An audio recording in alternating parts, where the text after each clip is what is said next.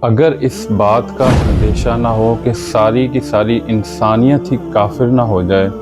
لَجَعَلْنَا لِمَنْ يَكْفُرُ بِالرَّحْمَنِ لِبُيُوتِهِمْ سُقُفًا، تو ہم جو بھی رحمان کے ساتھ کفر کرے ان کے گھروں کی چھتوں کو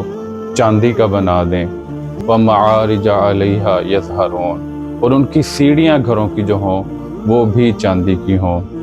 وَلِبُيُوتِهِمْ أَبْوَابًا وَسُرُرًا عَلَيْهَا يَتَّكِئُونَ، اور ان کے گھروں کے دروازے اور تکیے جن پر یہ ٹیک لگاتے ہیں یہ بھی اللہ رب العزت چاندی کے بنا دیں گے، وَزُخْرُفًا، اور ان کو اللہ رب العزت سونے سے مالا مال کر دیتے اور ان گھروں کو اللہ رب العزت چاندی اور سونے کا بنا دیتے، وَإِن كُلُّ ذَلِكَ لَمَّا مَتَاعُ الْحَيَاةِ الدُّنْيَا،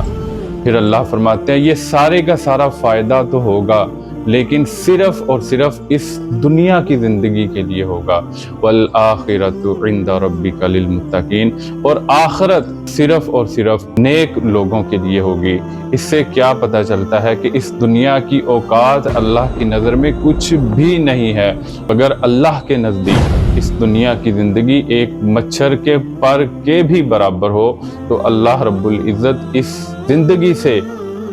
کافروں کو ایک قطرہ بھی نہ دیتا۔